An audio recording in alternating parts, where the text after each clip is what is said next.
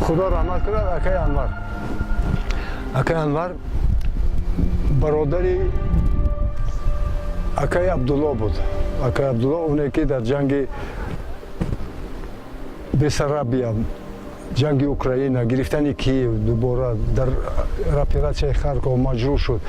بعد بیمارستان حربی بردن و از همونجا باز در جنگ بردن و همون شهید شد در همون جنگ بالاخره اکای عبدالله. و سبب به وجود آمدن موجهای دنیپر هم همون است. برادری به جان و دل برابرم اهدا شده بود برای اکای عبدالله.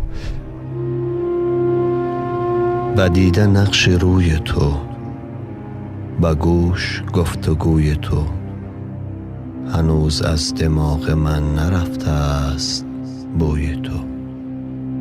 به جای دور می رود دلم همیشه سوی تو. برادری به جان و دل برابرم. زمین اوکراین را ز سر و بر قدم زدم. به هر دیار در زدم، به هر مزار دم زدم.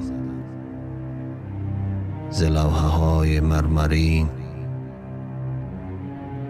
به حرص جست نام تو بکافتم. نیافتم نشان ناعیان تو. برادری به جان و دل برابرم.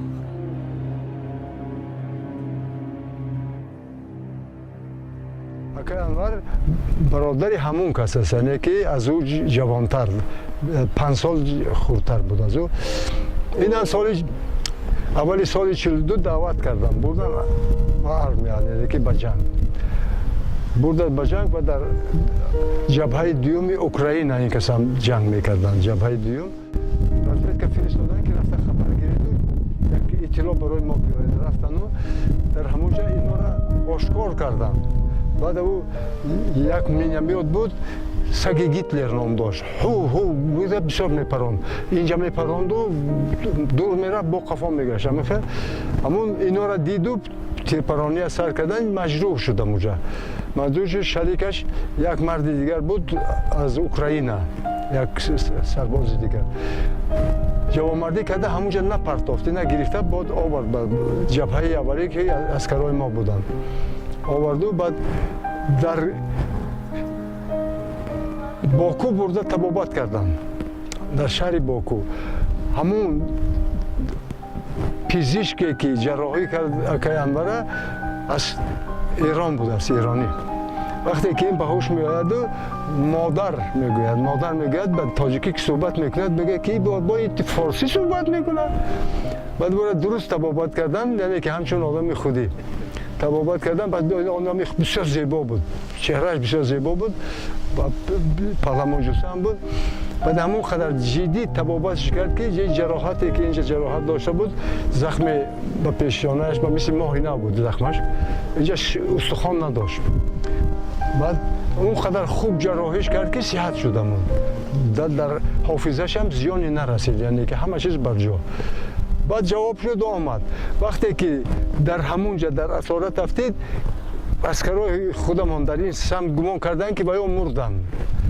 و خط سیاهش آمد، خط سیاهش آمد و یک کرته تقدیم کردن برای آیلش و برای خواهراش که از ما خورتن بودن. همون کرته را من به تقدیم کردم، همون من پوشیدم.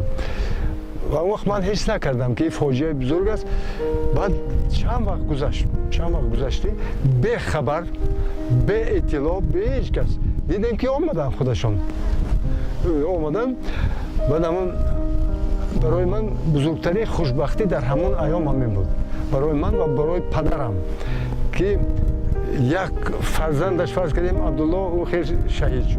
اینش هم رفته بی‌درک بود و که آمد بسیار خرسند شدیم. و یکی از سرمنشأ و سبب به موضوع حربی و جنگ مراجعت کردن من در ایجادیاتم من همین اکای عبدالله بود و اکای انور. زمین آتش و دریای دمان آتش، بر روی آب همچون موج خونین روان آتش.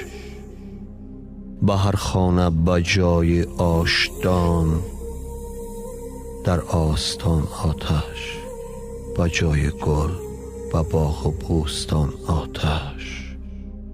سمای دود آلوده به قرغان ممی لرزان و آویزان، صدای توپ ها چون خنده شیطان، میان نعره های توپ آید گریه طفلان. خدا را آب می سوزد، رخ مهتاب می سوزد، تفنگ از تاب می سوزد و موی مادر بی‌تاب می سوزد.